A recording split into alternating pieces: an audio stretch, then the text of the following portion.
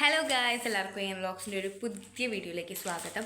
അപ്പോൾ ഞാനിന്ന് വന്നിരിക്കുന്നത് നമ്മുടെ സെക്കൻഡ് എക്സാം, SSLCയുടെ സെക്കൻഡ് എക്സാം ക്രിസ്മസ് ഇംഗ്ലീഷിൻ്റെ റിവ്യൂ പറയാനാണ്. എക്സാമിൻ്റെ റിവ്യൂ പറയാനാണ്. അതായത് നിങ്ങൾക്കൊക്കെ എങ്ങനെ ഉണ്ടായിരുന്നു എന്നുള്ളത് നിങ്ങൾ എന്തായാലും വീഡിയോ കണ്ടതിന് ശേഷം കമൻറ്റ് ഇടണം. എക്സാം എനിക്ക് ഇന്നലത്തെ മാത്സ് എക്സാം വെച്ച് നോക്കുകയാണെങ്കിൽ ഇത് ഭയങ്കര സിമ്പിളായിരുന്നു. മാത്സ് എക്സാം ടഫായിരുന്നു വെച്ചാൽ അല്ല, പക്ഷേ അത് കയ്യിൽ നിന്ന് പോയതാണ്. പക്ഷേ ഇംഗ്ലീഷ് സിമ്പിളായിരുന്നു കേട്ടോ. ഇതിൽ പറയാനുള്ളത് ഫ്രേസൽ വെർബും പിന്നെ മറ്റേ എഡിറ്റിങ്ങും ഒക്കെയാണ് കയ്യിൽ നിന്ന് പോയത്.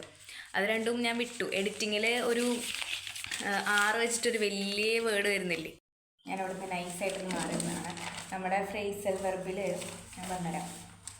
കണ്ടോ, റിസാസിറ്റേഷൻ എന്ന് പറഞ്ഞിട്ടൊരു വലിയൊരു വേർഡ് വരുന്നുണ്ട്. ഇതിൽ കാണില്ല. ആ ഒരു വേർഡ് എനിക്ക് കിട്ടിയില്ല, ഞാനൊന്നും ചെയ്തില്ല, ഞാനത് ഡാഷ് ഇട്ട് വെച്ചു. പിന്നെ അതുപോലെ ഫ്രേസൽ വെർബ് നോക്കുകയാണെങ്കിൽ പഠിച്ചിട്ടൊന്നും വന്നിട്ടില്ല. മര്യാദയ്ക്ക് ഞാൻ ഫുള്ള് പഠിച്ചിട്ടുണ്ടായിരുന്ന ഫ്രേസൽ വെർബ്. അല്ലാത്തതൊക്കെ മൊത്തം അറിയാത്തതാണ്. ടേക്കൺ ബാക്ക് മാത്രമേ ഉണ്ടായിരുന്നുള്ളൂ അറിയുന്നത്.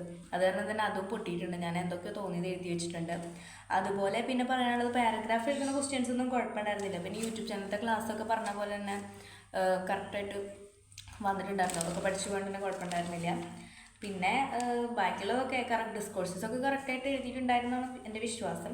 പിന്നെ എനിക്ക് തോന്നുന്നത് മറ്റേ കോൺവെർസേഷൻ കംപ്ലീഷനിൽ ഞാനും എന്തൊക്കെ എഴുതി വെച്ചിട്ടുണ്ട്, ഒന്നും അറിയില്ല. ഇതൊക്കെ ഞാൻ അങ്ങനെയൊക്കെ എഴുതി വെച്ചിട്ടുണ്ട്. എല്ലാം ഉണ്ടാക്കിയിട്ടാണ് എഴുതി വെച്ചേക്കുന്നത്. ആകെ എനിക്കിതിൽ ടഫായിട്ട് പറയാൻ വന്നത് ഈ എഡിറ്റിങ്ങിലത്തെ ആ ഒരു വേർഡും പിന്നെ അതുപോലെ ഫ്രേസൽ വെർബിൻ്റെ അത് മാത്രമേ ഉള്ളൂ. നിങ്ങൾക്ക് എങ്ങനെ ഉണ്ടായിരുന്നു എന്ന് പറയാം. എനിക്കൊന്നും എല്ലാവർക്കും ഇതൊക്കെ തന്നെയായിരിക്കും അഭിപ്രായം. ഈ 2 കാര്യങ്ങളാണ് എല്ലാവരും പറഞ്ഞത്. അപ്പോൾ ടോട്ടലി നോക്കുകയാണെങ്കിൽ ഇംഗ്ലീഷ് എളുപ്പമായിരുന്നു, ഈസി പേപ്പറായിരുന്നു, കുഴപ്പമുണ്ടായിരുന്നില്ല.